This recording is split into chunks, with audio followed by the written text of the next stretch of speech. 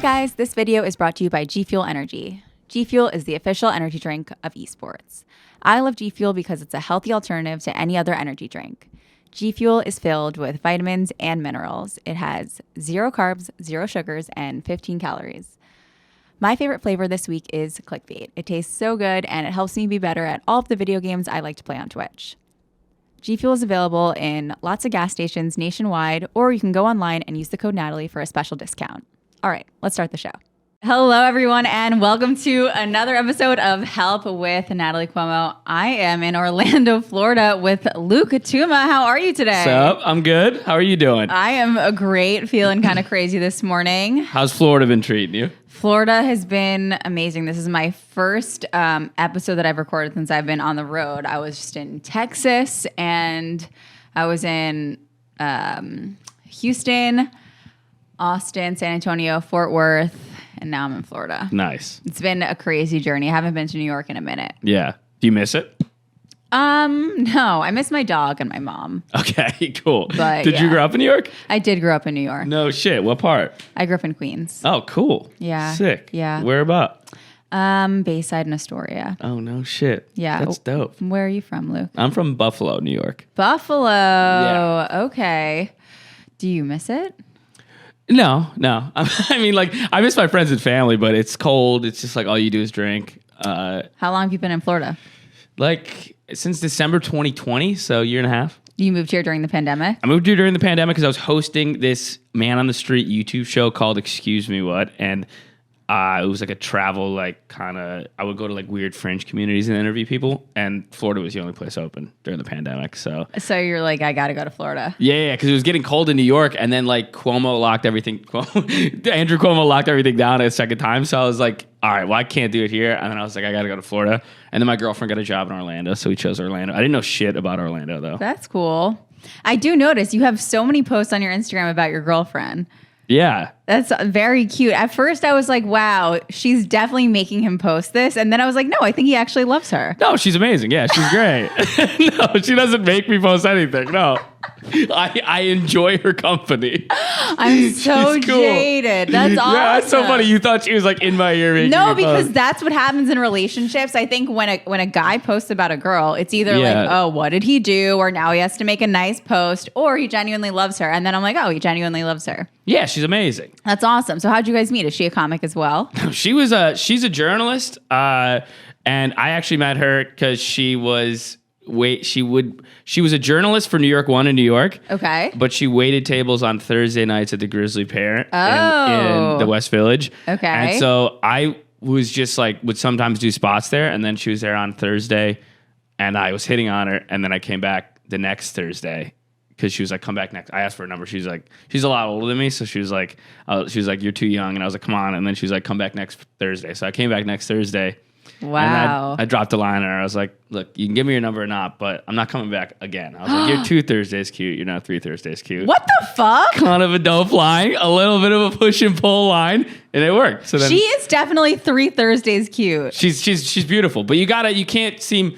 I was like, I really wanted to get her number, but I had to pretend I wanted to get it less than I wanted to get it. You can't seem desperate. No, it doesn't work. No. This is the thing that I always say to people is that like you can't just come to someone's work, because I was a barista for a long time. Yeah. Like you can't just come to my work and then just think like, I'll just give you my number, you come once. Like you have to put in the time. You have to come in a few times. And I like that you actually did that. Yeah. And I was pretty forward about what I wanted, but like not in like a creepy way. That's fucking hilarious. But I was also like, I can't keep coming every Thursday to talk to this chick either. She wants to give me her number, she doesn't. Right. And then we started dating, and then it got a little serious. And she's awesome.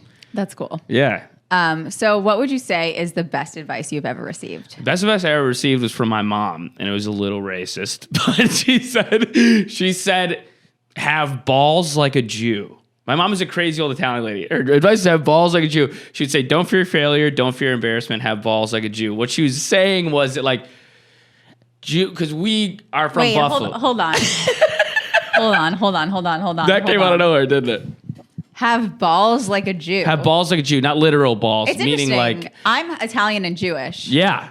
So I can relate to both sides. In my mom's mind, she was saying that like most people around us, Italians, Irish people, like from Buffalo, aren't like go-getters business-wise. And I think she looks at like Jewish culture as like you own property, you start family businesses, you grow those businesses. Like that was her probably anti-Semitic viewpoint of Jewish people. So she was using Jews that she would say have balls like a Jew. Don't fear failure, don't fear embarrassment, have balls like a Jew. She was basically saying, take calculated risks, go fucking put yourself out there and try to build something. But she was doing it through the lens of anti-Semitism.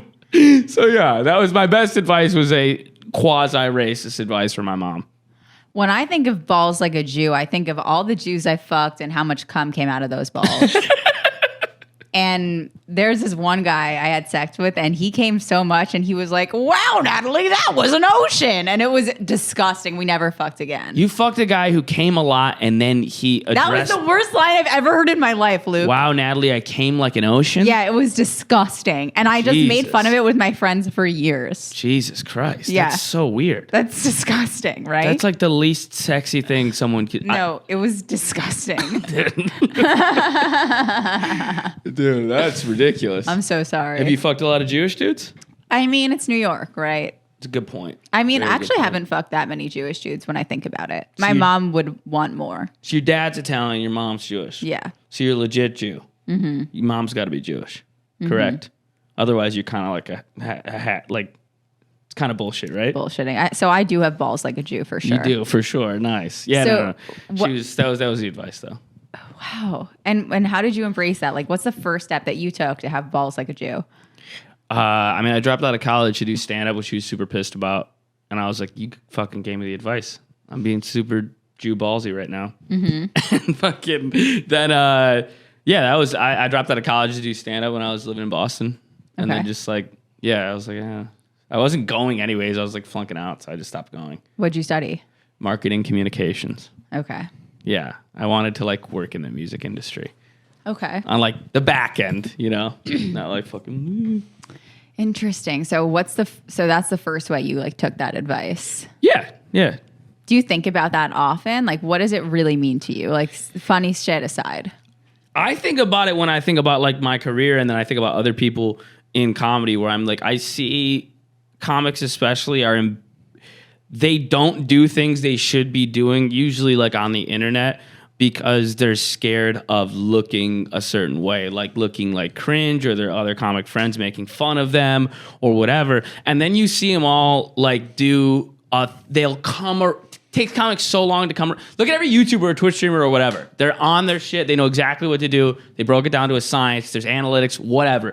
Every comic will like come around to doing what they should have been doing 3 years after the fact. So now everybody's thing is like they're posting stand-up clips, which is dope. I post stand-up clips too.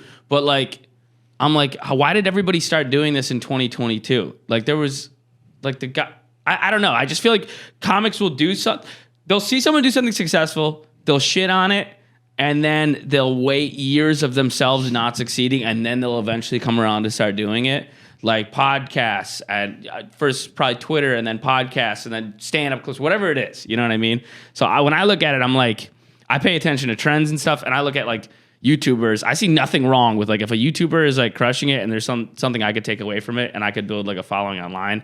I'm not gonna not do it because like comedians are gonna think it's lame. I'm like, comics are fucking losers anyways. I don't give a shit what they, you know what I mean? It's interesting because I think lately there's been this thing about comics being cool. And that's what what I liked about comedy as a kid is that comics were the outcasts, right? Like comics were the people that weren't cool. Yeah. And they were kind of like they were like the commentators on society. Like comedians, like historically, were never the fucking cool kids. They were the people that weren't accepted. Yeah, that's the weirdest thing ever to me when you see a dude like decked out in like the coolest clothes you've ever seen, and he's like handsome and he's got like a chain on, and he's like, yo, for real, like. So anyways, I was walking my dog the other day. Like, I'm like, yeah, dude, that's hilarious.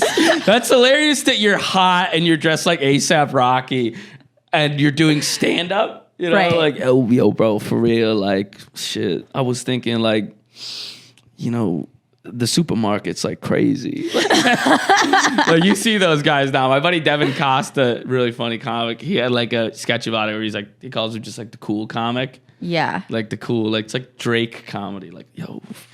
It makes no sense to me. I feel like there's just like cool cliques and like 100%. the scene. Like, what is the scene like in Florida versus New York? You've had time in both. Like, dude, all my friends are in New York.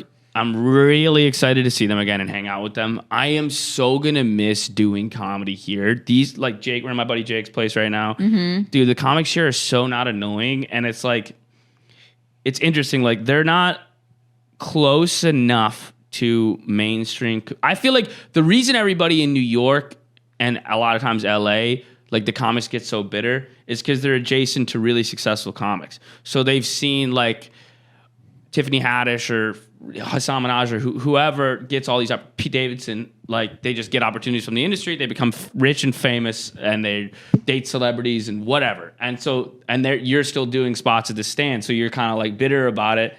Which is, I understand, but like, get over it. Do your own thing, whatever. There's one fucking Pete Davidson, and there's 100 guys that did comedy with him that didn't get to be gifted a career of fame. You know what I mean? So I think the guys down here, they're not close enough to like friends of theirs who they started with that turned into celebrities. So there's no bitterness. They just like, yeah, I fucking love doing comedy. And then you go out for beers afterwards.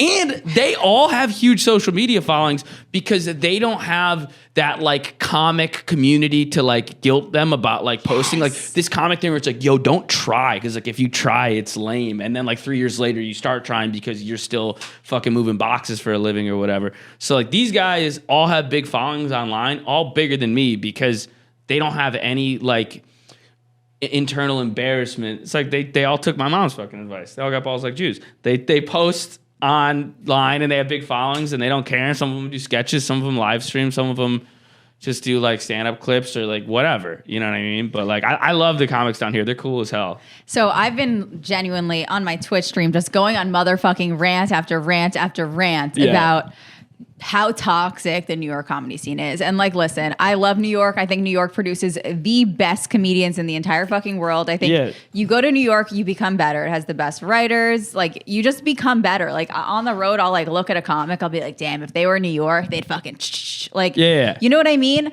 But that being said, like the people that you're around are just stepping on you, using each other. It's a really difficult community to be a part of in terms of like emotional stability and being on the road and like experiencing firsthand like these communities that, like you said, are just super supportive, non-judgmental, genuinely just enjoying doing comedy is crazy. Like when you go into a comedy club in New York City and you're a comedian and you see another comedian, they don't smile at you. They don't say hi. They're just sort of like, hey. And when you go into a comedy club out of town, they're just super friendly and it's a completely different experience. Yeah. I mean, I think like, I don't know. I'm psyched to go back, but it's kind of like... Sorry. You're moving back. No, Welcome back to New York, baby. No. I'm with you. I think it's like... You got to do stuff with people you think are funny and hang out with people you like hanging out with. And other than that, it's like you can't get wrapped up in the whole thing. When I was younger, I used to be like, this guy, you get that like, this guy got just for laughs. Why didn't I get just laughs? Like, who gives a fuck, dude? Just do whatever you like and find a way to make a good living and do shit with people you think are funny. And other than that, it's weird because I don't give a shit like what other people get. But I do want to be part of a community where people are nice. And I feel like it's very difficult because New York people aren't nice. Yeah, but they're not nice in LA. Well, in LA, they're not nice either. It's entertainment, though. People aren't nice in entertainment. Yeah. They're like sociopathic, malignant narcissists that are like trying to claw their way towards any opportunity that might possibly be available. They're like, they're dogs chasing cars of like fame and money. They're not even, most people in entertainment aren't even trying to make something great so that people like it and then they can make a living off of that and they're fulfilled in their work. They're just like, I fucking want to be the guy for like, because my mom wasn't nice to me or whatever. You know what I mean? It's like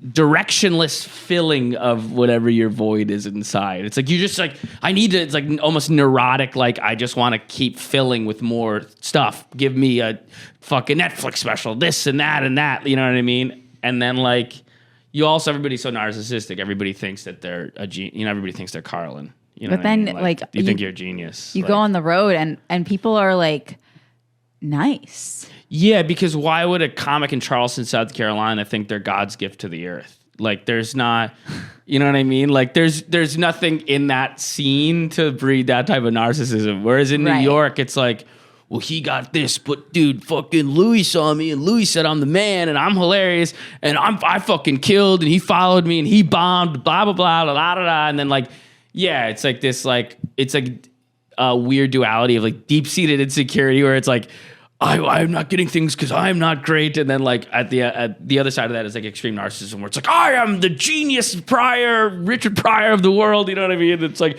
nobody respects my genius. It's so fucking weird and twisted. It's just stupid. Artists are pussies. Yes, artists are pussies. You heard it here first. Yes. Like, artists are pussies with balls like Jews. Yeah. Dude, I mean, you ever meet like, dude, the most miserable? I met so many different people in my life through like weird day jobs and shit. The most miserable people I've met where I worked this landscaping job and everybody who worked there were like in their mid 40s and I was in my early 20s and they were all failed EDM musicians. Weird, but like they were all like in the EDM scene together and now they worked at this landscaping company. Most miserable people. We also worked with Hungarian immigrants that like hadn't seen their families in years. Dude, they were so happy. They're these big jack guys. They would like lift 500 pounds and they had big guts and they would drink 2 liters of Sprite every day for lunch, like a personal 2 liter of Sprite, and just smiling in the sun, sunburned, like carrying like 300 pounds of bags of soil, like for this landscaping job. And the people like the failed DJ guys would be like, yeah, Heather doesn't get it. Like Heather thinks her music was great. It was kind of like derivative. And I'm like, dude, these guys like, because like an aspiring artist is like, I want the universe to give me my dream job and dream career, and I want all my peers to recognize the genius that I am. Like it's a psychotic ask from the universe to be like, it is a psychotic ask. I'm part of that too. I'm not like I am also doing that, but like, well, I think it's like this thing where you don't focus on the positive. Like for example, I was literally on the phone with my friend today who lives in New York, and she's like telling me about a bad experience that she had this weekend, and then I was like, wow, this is all very negative, and I literally had to stop myself and be like, okay, what were the positives in this experience? Because when you're in a community like that, you don't even think to stop and focus on the positives in that experience. Like, I think this time away, like being on the road, is going to be really helpful for me returning back to New York, because I can, instead of just like feeling really negatively, like I can be like, okay, what are the positives in this experience? Because I feel very lonely in New York. Like I don't really have like a crew. Okay. I feel like I can be like, what are the positives that I'm When did you start? I started like 4.5 years ago. Okay, yeah, so you're pretty new still. That makes sense. When did you start?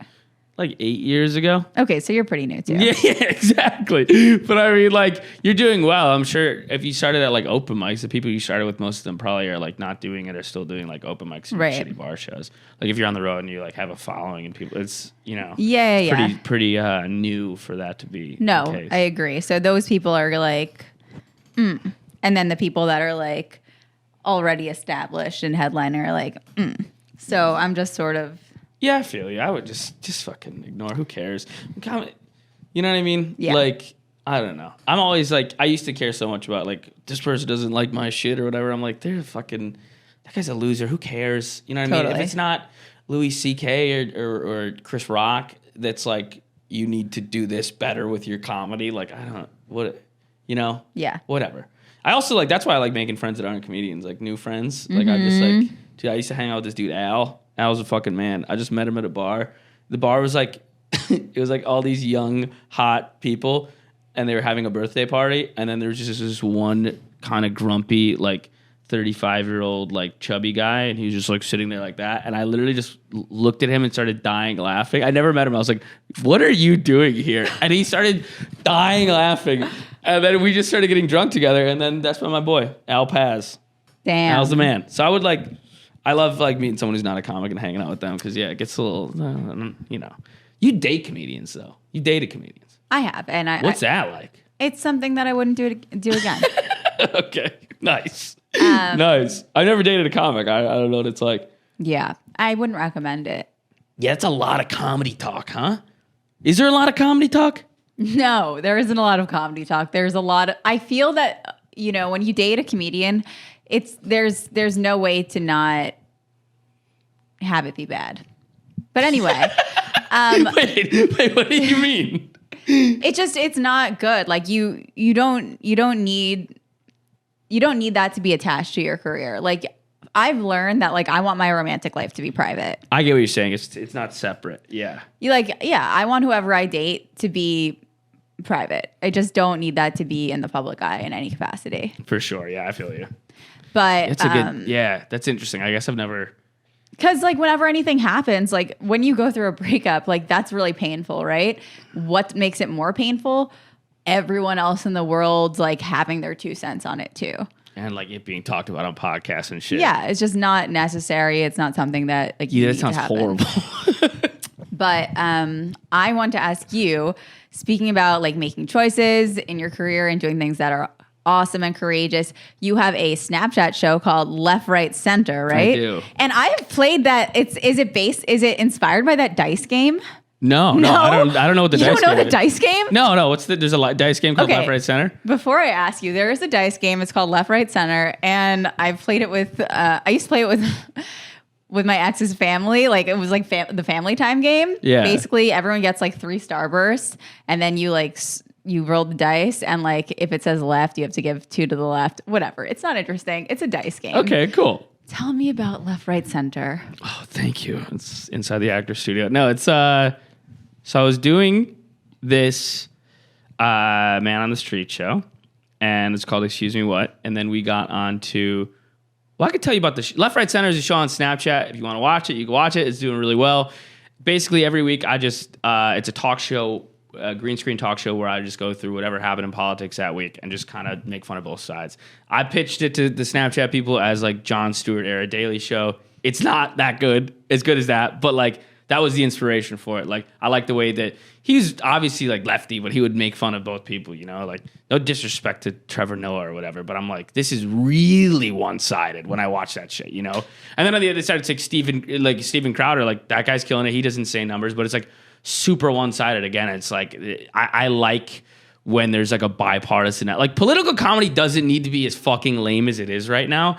And I think that it would be less lame if like you could poke fun at both sides. Mm-hmm. And it's like, you don't have to be so on the nose of like, I'm a centrist, but it's like to recognize the absurdities on one side of the aisle and not recognize the absurdities on the other is absolutely preposterous. Like that's insane. You know, like to see that like Ted Cruz is like a lunatic and then to not see that same lunacy in AOC. I mean, you could literally scroll through her Twitter. She sounds like a maniac. I mean, she talks like a barista in Park Slope on Twitter. I mean, she's like making decisions on a federal level for the United States. She's crazy. But so is Ted Cruz, and so is, you know, Josh Hawley and Madison Cawthorn and Ilhan Omar. Like most of these people are like, very few of them are like well-adjusted human beings, and usually the well-adjusted ones are like sociopaths. Like, you know what I mean? Like Obama's the man. He's like the most likable person ever, but I'm sure he doesn't feel much. That's maybe my. What do you mean he doesn't feel much? I just don't know that like you could be like drone striking like wedding parties in Yemen and then be like, and I love to shoot hoops, you know, like right. That. How do you do that without like being kind of sociopathic, you know? Like, yeah, let's bomb this family's wedding party in Yemen because one of our enemies might be there, and also like, here's me having a beer with Post Malone, you know, like that's just like, I don't know how I could do both of those things. I would like, if I had to drone a wedding party, I don't think that I'd want to be like with Deez's and Mero, like working on my jump shot today, you know, like it's kind of, I don't know. So I feel like even the best politicians, like they're good because they're sociopaths. Like Clinton was a killer speaker and a killer politician, but it's because he was a sociopath. Like he was taking Epstein's jet to go fuck kids on an island all the time. Do you feel like through this show you have a clear political perspective, or do you feel like you like remain in the center? I think I'm in the center. Like I think like I'm pro-choice, I'm pro-gay marriage, but I'm also like super hardcore like anti-censorship, and like maybe it's just because I'm doing better money-wise, but, like, I'm not a big into taxes. Like, The more I looked into it, I was like, oh, I used to be like, we need taxes. Like, it's selfish for rich people not want to pay taxes because taxes go to the poor and blah, blah, blah. And it's like, no, like 90% of our taxes go to our defense. So, like, taxes just funded, like, the war in Afghanistan. They're not really, like, necessarily, like, going to poor people. If I knew my taxes were going directly to poor people, I'd be comfortable paying them because I have no problem with that. Like, I don't like when people are like, oh, why do you deserve what I get? It's like, you're not even paying it to poor people. You're paying it to like to build a sick, like invisible tank that can like blow up a house in, Syria. What's the biggest thing that you learned from doing this show? It seems like you've done so much research and like it seems like you're very confident in where you stand politically because you've been making these videos. Like, what's the biggest thing that you've been surprised by? The biggest thing you've learned? What have you learned from like feedback from your audience? Have you really changed? Do you feel like you've changed people's perspective, or do you feel like you just kind of harden people's perspective? I feel like the show fills a void for some people. Like, people want to be able, there's a lot of people in the middle. I think the poles of politics are growing, like the extremes are getting bigger, but most people are still like somewhat sensible, normal people in the middle. So when you do a show that makes fun of both sides like that, I think you're filling a void. Like, people what do you mean filling a void? People want to laugh at both sides of the political spectrum in the same sitting. Like, right. They don't want to have to like pick a side so rigidly. Right. And be like, I love to laugh at Steven Crowder because he owns the libs. I love Trevor Noah because he points out the racist, misogynist, transphobes on the right. Like, they're just like, there's absurdities on both sides. I want to be able to laugh at both of them. Like, I don't want to have to be part of your weird culture war and throw on my fucking football, I'm a Democrat football jersey or whatever. Like, they want to be able to laugh at everything the way you used to be able to laugh at everything. Like, when SNL was good, they were making fun of, like, Dana Carvey would make fun of Bill Clinton and Hillary Clinton and H.W. Bush and Ross Perot. Like, he's a beast, right? He's like one of the best SNL cast members ever. He would do it all the time. Now it's literally like they'll torch Trump, which I'm down for. It could be really funny. But then the Biden character, like, they never have Biden talking like a retarded person. Like, he can't. I mean, he can't speak. You're SNL. And the president can't really speak coherently. I do believe that true comedy should be making fun of both sides. For sure. Like, I think it's gross how like skewed it is that how way. How do you not make fun of the president who he called Kamala Harris President Harris? Like, he was talking about Ukraine like 2 days after they got invaded, and he called them Iranians. Like, he's like, it's funny. Like, why don't you have Kyle Mooney like just stumbling over his words? Like, I think that would be funny, but it's like it's weird that if it like is so partisan, Is your stand-up political as well, or do you feel like this is like your political outlet? It's more now because I just kind of get so much material from the show. Cool. But, yeah. Do you find it difficult to write political material because it's not? I mean, it's cool because you can post those clips and like they're so relevant, right? But then also maybe it's not as relevant. Like a year from now, maybe you can't be using a Ukraine joke because it's old news. Well, what I like about it is I've been writing so much faster than I ever used to. So I don't mind cycling the material in and out because I feel like it's making me a better writer. I was never a good writer, really. I was more of like a performer, and I would get a really good bit every now and then, but I would have a lot of new material and then it would stop working and whatever. Like, now I feel like I'm writing more in my voice. Like, it's easier to write in my own voice and do something topically and put the clip out and then just stop doing it. And I think it's like making me better. That's awesome. Yeah, it's cool. I talk about politics a decent amount on stage now, which I never wanted to, but like I do this show every week about politics, and then I'm like, that'd be good on stage. I take it on stage, and like if it does well, maybe I'll do it a couple times. But yeah, I don't know. I don't want to be too political though, like on stage. I like being silly. Okay. Like stand-up wise. I mean, what does it mean to be silly to you? Just like silly and in the moment and just like performative and just fun. I don't know. Like, I love Jim Carrey, you know? So like, I'm down to make a cool point every now and then, but I also like, I don't know. I think like it's weird. With the show, I'm like, this is what I think, and this is the funny way I'm going to say how I think it. But I also don't like when comedians want to be like modern day philosophers, because I'm like, we're not. Like, also, when comics want to be modern day philosophers, sometimes it comes off so silly to me because I'm like, that worked in the 70s, but now like we have Google. Right. You know what I mean? Right. Like you're gonna any point you make, like I feel like most of the crowd kind of knows that already. 100%. You know what I mean? You're not like it's harder to illuminate truths when all the information is at your fingertips. It is interesting. I feel like now we're kind of in this place where for some reason we are looking for to comedians and entertainers to like make all the hot takes, or comedians and entertainers are making the hot takes. And it's cool that like you're actually doing the research and you're kind of forced to do the research to make statements that are more guided by truth like than other people. Yeah, and I mean, honestly, if you watch the show, most of it is just me doing like silly Biden impressions and like making like funny, silly jokes about whatever's going on. I'm really like, every now and then I'll try to make like a point, but it's more like, it's like I still want the humor to be silly. Right. Yeah, like it's like silly Biden impression, whatever. It's like what fucking SNL should be doing, in my opinion. And granted, I bet a lot of those guys could do it better than I'm doing it, but they're just not choosing not to do it. You know what I mean? What is your like comedy dream? Now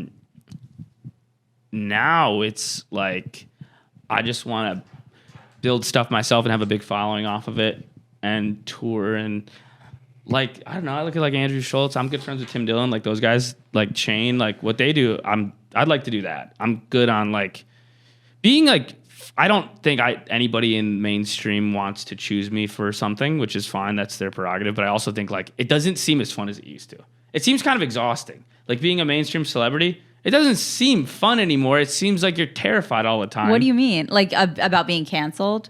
Kind of. You can't really say the things you want to say, or you don't want to say. I want to say those things. Like, I want to say things they would find offensive. Maybe Tiffany Haddish doesn't have an urge to say those things. But like I do, like I like making racial humor. I like making jokes about women. I like making jokes about liberal, whatever that wouldn't be acceptable. What are the racist, misogynistic jokes that you're making, Luke? They're not that fucked up. But like, I don't know. It doesn't, I look at like Shane and fucking Chris Stefano and them. I'm like, that looks fun. That looks fun. They hang out with their friends. They call each other gay. They make a lot of money. They sell out shows. It looks fun to me. It doesn't look that fun to be like, you know, a Daily Show correspondent. No disrespect to those guys, but like, I just look at what like Shane and Chris and Tim and Schultz and them are doing. I'm like, that looks like a great time. Like, it looks, they're just fucking around and being funny with their friends and selling tickets to making money, and they go home. I definitely think that like building your own audience and having that power and not giving it away to a network or something like that is super empowering. Like I think Andrew Schultz is one of the most inspiring people in the world to me. Like I will never forget that one post that he made, which was like a little post-it note that said like his goals, and then he did like a swipe and it was like he did it. Like I'm a big believer in manifestation and like setting goals for yourself and making them happen that way. And I love the way that Schultz really created his own audience. Yeah. And I think that's fucking sick. Like, do you believe in manifestation anyway? And like, what are goals that you've set for yourself that you've accomplished? Yeah, I do. It's like I don't even like talking about it because you don't have to. It seems corny. No, I'll talk about it. No, dude, I talk about this shit all the fucking time. Dude, as a comedian, you'd be like, yeah, I'm like the law of attraction, man. Like it just seems so fucking corny. It's so fucking real. No, I'll talk about it. No, I definitely like. I believe in that stuff. Yeah, I like. Yeah, for sure. I set goals and then I like to take big swings, like calculated risks. You know what I mean? Like, I actually on Snapchat I own 7 shows. What do you mean you own 7 shows? I have a production company and I pitch shows through the production company. So one of them I host, but the other 6 comics that I hire host them. And the editor edits them. So like through my production company, I've successfully sold them 7 shows. That's amazing. It's dope. So I sold them 1, and then I was like, let's try 3 more, and they greenlit them. And I was like, let's try 3 more, and they greenlit them. And I was like, fuck it, let's just keep doing it. So I like to just see how far I can take stuff for sure. And I think, I like having goals. I like the manifestation thing. Like I do kind of believe all that law of attraction stuff to a degree. I think it's a little like people talk about it in kind of an insane way sometimes, like Gary V types, but I think you're kind of selling the dream to an extent. He's brought up so much on my podcast. What inspires you the most? What are you doing? Like for me, it's like if there are certain days where I'm falling asleep and like I just get hit with inspiration. But I know some people, they'll like go for a run, they'll go for a walk. Like, what is the thing that you're doing the most where it just like ideas fucking hit you for some reason when you're doing that thing? And it's not comedy really. Like, it's not like, oh, I'm in a comedy club. It's just like something you do in your life where like for some reason you're hit with inspiration. Ooh. Lately I've been reading. And I never used to read. That's awesome. I read when I was like in high school. I think I forgot how to read. Yeah, I started doing comedy, and then all I would do is like sets and stuff, and then I would like work day jobs as like a bartender, so I never had any time. Mm-hmm. And now that I have time, I started reading, and some of my buddies who are like businessy guys will give me like on books about entrepreneurship. I'm reading this book right now about like the start of, it's called The Upstarts. It's about the start of like Airbnb and Uber. So that kind of inspires me to like make career moves and stuff like that. I think like comedy wise, like if it's like material, all my material just comes from conversations with like friends and family where I'll say something funny and then I'll just go to the bathroom and write it down. Like I'm not really a big like pen to paper. Do you write guy. it down in front of them or in the bathroom? I do it on my phone so I can hide it sometimes. I'll act like I'm texting and then I'll type it in while nobody's looking, or I'll sneak to the bathroom sometimes. Wow, I have no shame. I'm like, sorry, I got to write this down. Oh, really? I don't even pretend. No, I don't want to ruin the moment. If we're having a fun time and I made everybody laugh, I don't want to halt the good time to be like, let me write that down 1 second. Like, that's like, oh, no, I'm enjoying oh my God, I friends. do that. I should stop. I should take your advice. You're killing the vibe. I do kill the vibe. Do you drink? Barely. I'm a vibe killer. I'm a vibe murderer. I don't really drink. I think I'm just a vibe murderer. No, really. I think that's why I have no friends. I'm a vibe murderer. I don't think your vibe seems fine to me. I think you're fine. I'm a murderer. But I think, I don't like to be like, hold on. That was a funny thought of mine. Let me write it down. No, sometimes like say I made you laugh, right? Then I'd be like, and you'd like laugh, and then I'd be like, oh shit. And I'd be like, okay, sorry. I'm just like. Yeah, I hide. I do still write it down like you do. I just go like, oh, I'm like, I'd be like, sorry, 1 second. Yeah. No, comedy-wise, yeah, it's all just shit I'll say in conversation. I'm not really, if I try to like write like that, it just comes off, I'm too conversational on stage, so it just comes off weird. I'm kind of like, da-da-da-da-da-da-da. I feel like I find punchlines on stage, but then it's hard to like, I'll work things out on stage, then I'll work things out in conversation. I'm definitely not someone that can just sit and at a computer. It's all like a work in progress too. Like I think I'm writing more in my voice, but there's like so much work to be done. Like I look at Shane Gillis's shit. I'm like, dude, it's like watching like a karate black belt. I'm like, it's so in his voice. It's funny, but it's like tightly written. But it's not like this is another tight joke. You know what I mean? It's conversational, but it's like good writing, and it's in his voice, and it's like offensive but lovable. It's like he's in the pocket. It's sick. It's sick to watch. So I know him like a little bit. We're not like close friends, but I watch his shit. And I'm like, he's fucking. You know what I mean? Can I tell you a thought I had recently? I was like, so you know how sometimes like I was like. You know, sometimes you're on social media and like you watch people stand up or you watch whatever they're doing and you feel jealous or whatever. And I was like, or you feel whatever you feel. And then I just had this feeling, this like realization the other night. And I was like, dude, if I'm feeling jealous of someone, then I'm like, that's not actually someone I'm feeling jealous of, because someone that I want to be like is someone that when I watch their work, I don't feel jealous. I feel inspired. Yeah. Like someone like Shane, for example, like I don't feel jealous when I watch his set. I feel fucking inspired that he's writing like that. Like for sure. I feel like it's just kind of like this thing that like when someone's actually doing the right thing, they make me want to go right. And they don't make me like compare myself that way. I get what you mean. Like, I like went into watching Shane's special because everybody said it was so great. So then like the dumb like comic fucking hipster in me was like, I'm going to watch it. Like in the back of my head, I'm like ready to be like, it's not that great. You know what I mean? Like, it's like, I'm so ready to say, especially like, man, like I get like if you like that, and literally like 20 minutes, I was like, this is so fucking funny, dude. Mm-hmm. Like, this is great. So I think we all do that. I'm being your knee jerk is like try to be like that guy's not that great, but then sometimes the guy's just actually is that great, and you can be like, yeah, I want to get better. And that's like what you want to be. Like I want to be and that's like who I want to surround myself with, like people whose work I see and I'm like, oh fuck, I want to go right. And then I know that like if I get that like knee-jerk reaction about someone, I just like, because it's unhealthy and like it happens to literally everyone in entertainment. And yeah, like it's embarrassing and vulnerable to like admit that response, but it happens to everyone. And I'm just thinking like if that comes up, it's like instead of that feeling, just focusing on like, oh, wait, how does this person make me want to be better? Because what do I like about what they're doing? Yeah, for sure.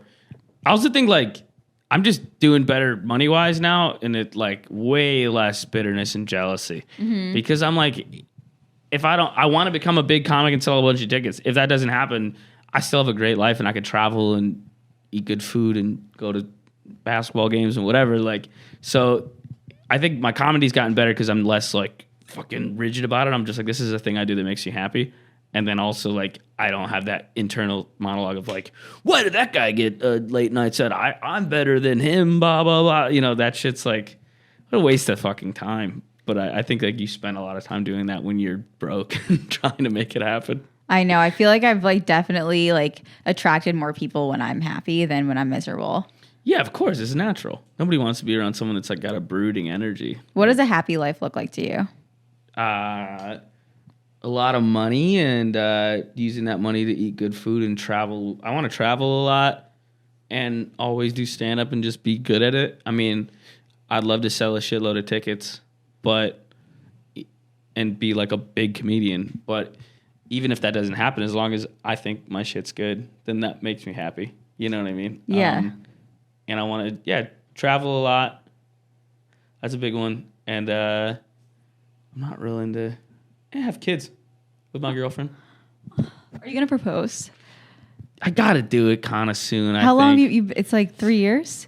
Like a little over 2 years, but I know like I'm not going anywhere near this shit. So I'm like, you have to propose. I'll get around to Okay. Sorry. No, it's Do very you know, sweet of have you thought about it? Yeah. Have you thought about how you're going to do it? That I haven't thought about that much. I just thought about the idea that I want to do it. Okay. Yeah. She's cool. She's real cool. Oh my God. Do you want kids? Yeah, I do want kids. Me too. It's kind of sick. I don't want to be like 50 with no kids, dude. I want to have kids so badly. Like, it's sad. It's just depressing. I want a Wait, family. what do you mean? Why is that sad? I want a family. Like, I just want a family. That's a happy thing. I don't know why it's making me sad. Why is it sick? I think because it feels so far away, and like there are just so many things I want to accomplish in my career before I'm able to do that. Okay, I feel you. I'm just like, there are just so many things that I need to do before that, and I just, I live in my mother's basement, so okay, cool. We've got some things to do. Yeah, I feel you. Okay, yeah, no, I think I really want one. I don't want to be like 40 something with roommates and no kids. No, like, it's horrible. that's where you get into real like No, you're on no. Twitter. Like I feel like those people get really We into must Twitter. get off Twitter. They We get really. must. I feel like I've seen these people that are like 42 roommates, no kids, and I'm like, yeah, you love Twitter now because now it's like now you have a purpose. Like you have to take on a purpose, like whether it's politically or whatever, or like your stance in comedy. It's like, yeah, I am, against the capitalist society. I'm like, parents don't have the time to be fighting the man because if they don't work because they're fighting the baby. Yeah, the kid will. They have a kid that'll die if they don't make money and feed them. So you can't be like fight the power man, like all that shit. It's like, yeah, you can't do that if you have kids to feed. So I kind of think I'd rather have the kids to feed. It's also like, as comics, like so much of it's fucking based in narcissism. It's like I don't want to be 45 and still the most important thing to me is myself. I also think that like we as humans, like we do have that love to give. And I think there's something like innately beautiful in that love, in that creation. And I think that's the biggest gift in the world. Like I want to experience the biggest gift in the world. And like I've always just known that that's like one of the things that I'm meant to do. But I'm 27. I have time. Yeah, no, I agree. It's like, it's the whole point to me. It's kind of the whole reason we're here as like animals, We are animals. I have been watching a lot of Disney, so yeah. I watched all the Jurassic Parks. So those dinosaurs, they were breeding. Yeah. I need help. Where are we at, Luke? Okay. I have to. Okay, great. So I was watching your stand up online. Okay, cool. I was watching your stand up and I saw a bit. Okay. It was from 3 years ago in New York. I was like, oh, I'm going to click this one because it's from New York and it's my favorite topic. It was about, I believe maybe it was your ex-girlfriend because it was 3 years ago and I'm thinking about the timing. And she loved tarot cards. Oh. She loved them. So you saw that, but okay, yeah. This is not why I brought this. This is something I do every episode. I saw those. It gave me PTSD. Good. This is something I do every episode. Listen to me, Luke. First of all, you know what's so fucking funny? I have a bit that I do pretty much every set. My high school crush, his name was Luke. Are you there? Are you watching? I talk about him every set. Yeah. Wondering when he's going to come out of the woodworks. Okay. Wondering where he is. So it's just weird that your name is actually Luke. Yeah. But is this where you sell me on why tarot cards are actually useful to your life? No, it's okay. I believe that they're a vessel for self-reflection. Oh, also, I do want to talk about this. Did you know there was a blood moon eclipse last night? And it was a full moon? I thought it was a lunar eclipse. Whatever. What's a blood moon? I don't know. If you stood under it, it was bad. Did you? Stood under it? Aren't we all under it? If you looked at it, you absorbed its negative energy. Jesus Christ. I'm just trying to freak him out. How does Neil deGrasse Tyson feel about this? He's dead. You think astronomers feel the same way? Do they call it a blood moon? My goal is to humiliate myself in every way possible. You think Elon Musk was not standing under the blood moon for fear of No, he wasn't. curse? He looked at Chani Nicholas's TikTok and he said, "Oh fuck, standing under this is like sitting in a bath of dirty bath water." Is that an astrology TikToker? She's an astrologist. She's not just a TikToker. She's a wizard, a master. Okay. Anywho, right. The condescending, yes, we don't like it. Every episode, I pull an oracle card, okay? An oracle deck is different than a tarot deck, as your ex might have taught you, because it's just like more vague.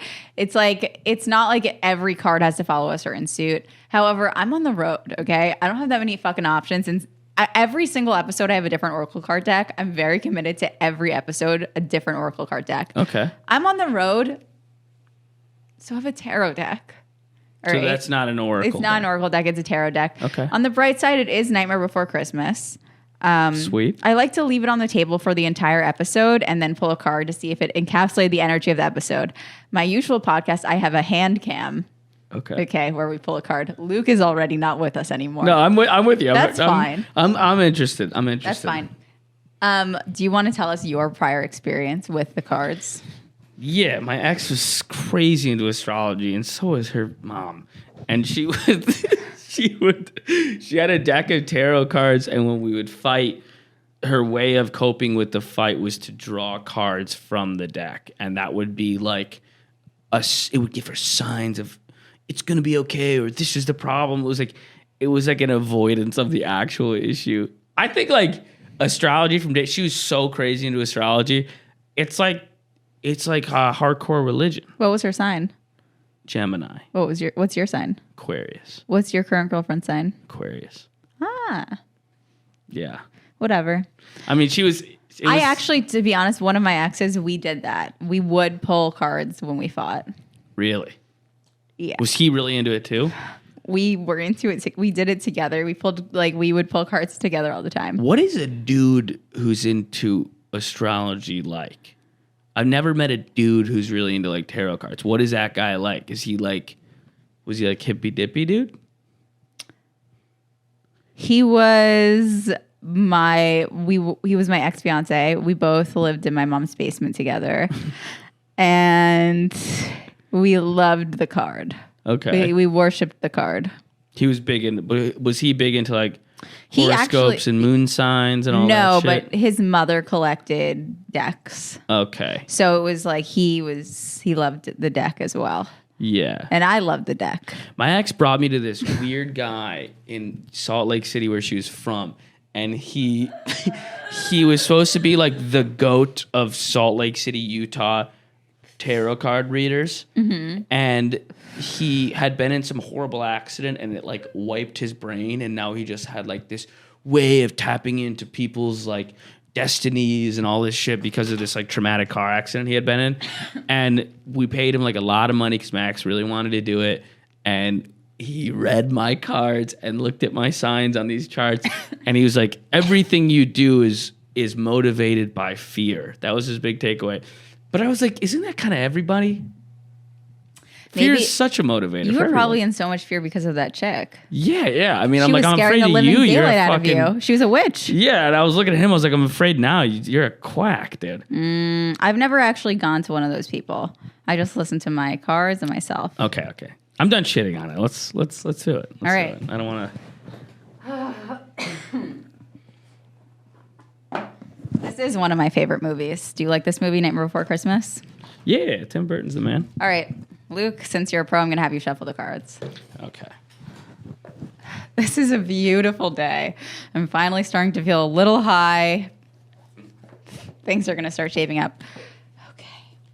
I was telling Luke I haven't spoken to another human in quite some time, so apologies. All right. I think I got it. You did? Can you pick a number between... Was I not supposed to do No, that was good. that? Okay. You pick a number between... You have PTSD around the card? Yeah, I have a little... I kind of slammed it down aggressively. Okay. You bitch. No, I was thinking about my ex-girlfriend. You want to tell the cards how you really feel? No. Never listen to me. Can you pick a number between 1 and 5? Ooh, 4. Okay.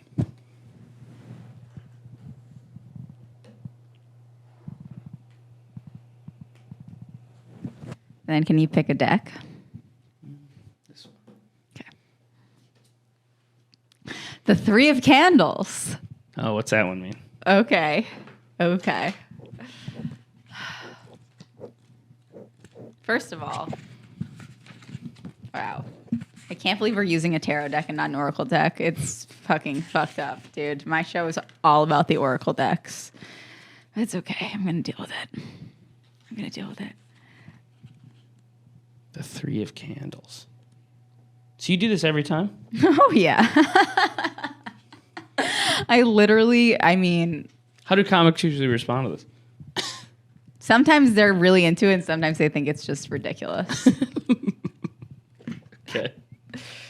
Okay. We're getting there. I can't find the damn page in the book. Okay. Oh, wow. The 3 of Candles. Look at your Okay. face. 3 of Candles. Okay. Now isn't the time to try to do things all by yourself. The 3 of Candles indicates success will come through cooperation and collaboration. You have a great opportunity in front of you. Make the most of it by putting a little trust in others and being open to their ideas. I'm sorry, but this is exactly what we were talking about. That's pretty on point for where I'm at right now. I gotta say. Me too. That is exactly what we were talking about. That's pretty this. Damn. I'm sorry. I'm going to say respect. Did the cards... Respect to the cards. Did the cards redeem themselves a little bit today, Luke? Shout out cards. I appreciate Shout it. out to the cards. Shout out to the cards. It's pretty good. Not bad. not bad. It's pretty applies to my life, I think, right now. I'd say mine too.